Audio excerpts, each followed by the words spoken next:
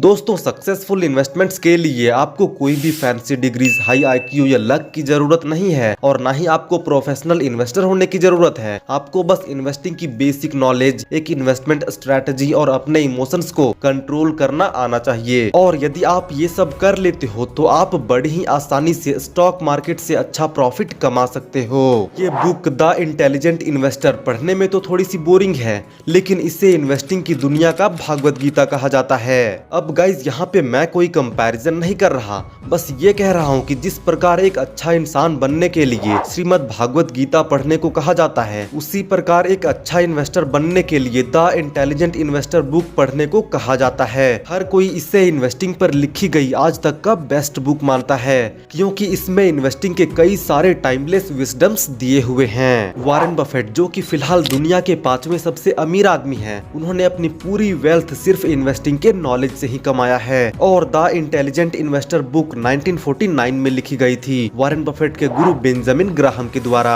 तो इसीलिए आज की इस वीडियो में मैं आपके लिए इस बुक से 4 टाइमलेस प्रिंसिपल्स लाया हूँ, जिसे सीखने के बाद आपकी इन्वेस्टिंग नॉलेज बहुत ज्यादा इंप्रूव होगी और आप खुद से अपने इन्वेस्टमेंट डिसीजंस ले सकोगे। सो प्लीज वीडियो को एंड तक जरूर से देखना।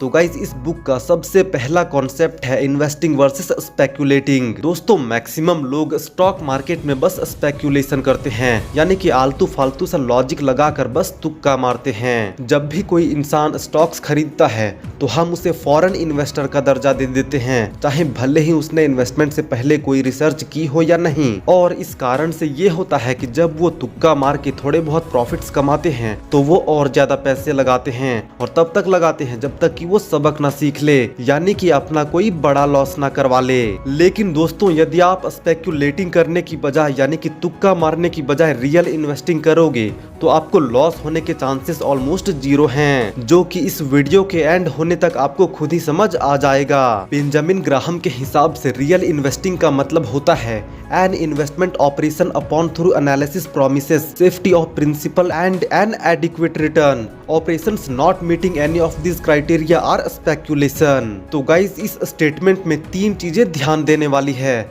सबसे पहला, थ्रू एनालिसिस, यानी कि आपको इन्वेस्ट करने से पहले कम से कम उसके बिजनेस के बारे में रिसर्च करना चाहिए। और किसी भी एनालिसिस में 3 चीजें देखनी पड़ती है: quality of business, quality of management and business valuation. उसके बाद दूसरा और सबसे इंपॉर्टेंट पॉइंट है सेफ्टी ऑफ प्रिंसिपल। यदि आप किसी रोड में चलते इंसान से पूछोगे कि वो स्टॉक्स में इन्वेस्ट क्यों नहीं करता, तो वो कहेगा प्रिंसिपल की सेफ्टी नहीं है, यानी कि हमारा पैसा जो हम इसमें इन्वेस्ट करते हैं वही सेफ नहीं लगता, तो प्रॉफिट्स तो बहुत दूर की बात है। और बेंजामिन ग्राहम के हिसाब से आप इन्वेस्टमेंट तभी करो जब आपको उसमें प्रिंसिपल सेफ दिखता हो। अब आप पूछोगे कि ये कैसे होगा, तो ये चीज भी आपको वीडियो के एंड होने तक समझ आ जाएगी। और दोस्तों, इन्वेस्टिंग का सबसे इंपॉर्टेंट रूल भी यही है कि आपका सबसे पहला फोकस इन्वेस्टिंग में ये नहीं होना चाहिए कि आप पैसे कैसे कमाएं, बल्कि ये होना चाहिए कि आप पैसे कैसे ना गंवाएं। उसके बाद इस स्टेटमेंट में तीसरी और सबसे इंपॉर्टेंट बात ये है कि बेंजामिन ग्राहम हमें कह रहे हैं कि हमें एडिक्वेट रिटर्न्स मिलना चाहिए, यानी कि सेफ्टी ऑफ प्रिंसिपल के साथ हमें इतनी सिक्योरिटी होनी चाहिए कि हमें हमारा पैसा एटलीस्ट हमें एफडीज या किसी नॉर्मल इन्वेस्टमेंट से अच्छा रिटर्न दे, वरना हम इतना रिस्क क्यों लें और अपना पैसा क्यों लगाएं। यानी कि इस डेफिनेशन का ओवरऑल मतलब है कि आपको बिजनेस की अंडरस्टैंडिंग होनी चाहिए, आपको इतनी सिक्योरिटी होनी चाहिए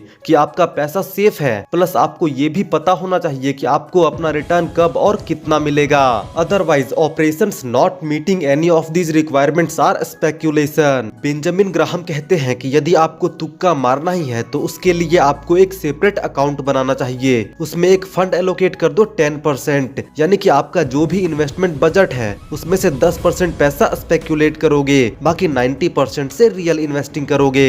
उसके बाद दूसरा सबसे इंपॉर्टेंट कॉन्सेप्ट है मिस्टर मार्केट। मिस्टर मार्केट एक काल्पनिक इंसान है जो कि पूरे मार्केट को चलाता है, और वो बहुत ही मूडी है। किसी दिन वो बहुत अच्छा फील करता है, उसका मूड बहुत ही अच्छा रहता है, तो वहीं किसी दिन वो डिप्रेस्ड रहता है। तो जिस दिन वो बहुत ज्यादा पॉजिटिव फील करता है उस दिन सभी शेयर्स के प्राइस बहुत ही बढ़ा देता है। इस दिन आपको सारे शेयर्स महंगे मिलेंगे, सारे शेयर्स में केवल हरियाली दिखेगी, क्योंकि इस दिन मिस्टर मार्केट बहुत ही अच्छा फील कर रहे होते हैं। और इसी तरह कुछ दिन मिस्टर मार्केट बहुत ही नेगेटिव या डिप्रेस्ड रहते हैं, उन्हें लगता है देश देश का कुछ नहीं हो सकता, इकोनॉमी का कुछ नहीं हो सकता, मार्केट खत्म होने वाला है और सारे बिजनेसेस डूबने वाले हैं। तो उस दिन क्योंकि मिस्टर मार्केट डिप्रेशन में है तो अपने सारे स्टॉक्स बेचना चाहते हैं। वो कहते हैं कि जिसको जिस भी दाम में शेयर खरीदना है खरीद लो। तो इसीलिए बेंजामिन ग्राहम इस बुक में कहते हैं कि आपको वेट करना है कि किस दिन मिस्टर मार्केट का मूड खराब है, किस दिन वो बहुत ही डिप्रेशन में है, उस दिन का आप फायदा उठाइए। यानी कि आपके लिए ये खुशी की बात है कि मिस्टर मार्केट मूडी है। जिस दिन वो डिप्रेस्ड है उस दिन अच्छे अच्छे शेयर्स को सस्ते में खरीदिए, और जिस दिन मिस्टर मार्केट का मूड अच्छा है, केवल ग्रीन सिग्नल ही दिख रहा है, तो आपके पास जो शेयर है वो यदि ओवर प्राइस्ड हो गया है तो उस दिन उसे महंगे दामों में सेल कर दीजिए। और इस तरह से मार्केट आपको नहीं बल्कि आप मार्केट को चलाएंगे।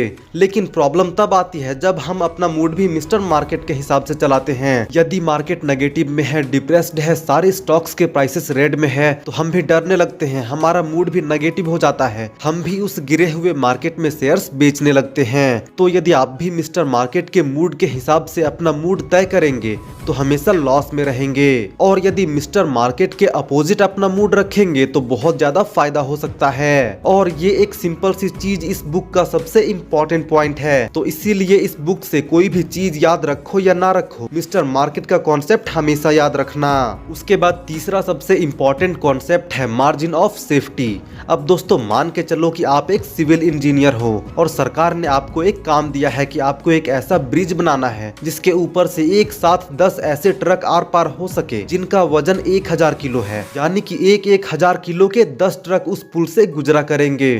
तो उस पुल में इतनी क्षमता होनी चाहिए कि वो पुल 10,000 किलो का वजन सहन कर सके। तो यदि आप सिविल इंजीनियर हैं तो क्या आप उस पुल को इतना ही स्ट्रांग बनाएंगे कि वो 10,000 किलो सहन कर पाए, या फिर उस पुल को आप थोड़ा और ज्यादा कैपेसिटी का बनाएंगे, कम से कम 14,000 किलो 15,000 किलो सहन क्षमता तक बनाएंगे, ताकि कोई ट्रक यदि ओवरलोडेड आ जाए या फिर एक्स्ट्रा ट्रक आ जाए तो भी उस पुल को कोई नुकसान ना हो। यानी कि जितनी रिक्वायरमेंट है उससे थोड़ा एक्स्ट्रा सेफ्टी लेकर चलेंगे। जैसे कि यदि किसी एग्जाम में पासिंग मार्क्स 40 हो तो आप सिर्फ 40 नंबर का ही थोड़ी ना पढ़ के जाते हो, आप ज्यादा पढ़ के जाते हो, क्योंकि क्या पता कहीं कुछ गलती हो जाए। और इसी को कहते हैं मार्जिन ऑफ सेफ्टी। यानी कि यदि आपको लग रहा है कि कोई शेयर 100 रुपए में बहुत अच्छा बाय है, उसे 100 रुपए में खरीद ही लेना चाहिए, तो उसे 100 में नहीं 80 में खरीदने का प्रयास कीजिए। कम से कम 20% का सेफ्टी ऑफ मार्जिन हमेशा रखिए, क्योंकि आपका अंदाजा गलत भी हो सकता है। आपको कोई शेयर 100 रुपए में अच्छी लग रही है तो आपके कुछ अनुमान होंगे कि अगले साल कंपनी का प्रॉफिट बढ़ेगा या सेल बढ़ेगी, तो आपका अनुमान कई कारणों से गलत भी हो सकता है। इसीलिए अपने अनुमान से एक मार्जिन ऑफ सेफ्टी लेकर चलिए, उसे और सस्ते में खरीदिए। उसके बाद चौथा कॉन्सेप्ट है आईपीओ के बारे में।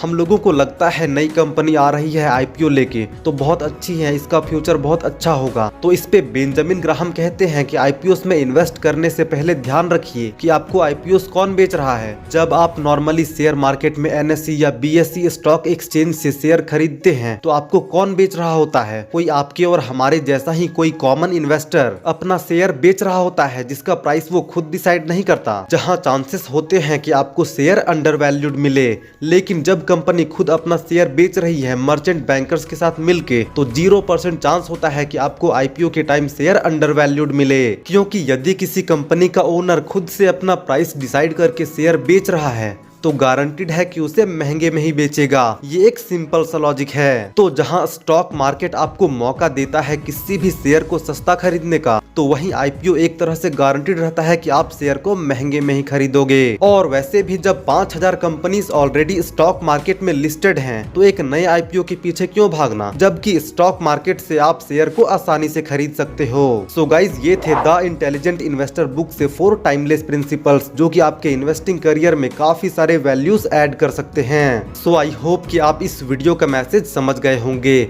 और यदि आपको इस वीडियो से थोड़ी सी भी वैल्यू मिली हो तो प्लीज वीडियो को लाइक करो एंड चैनल को सब्सक्राइब करो।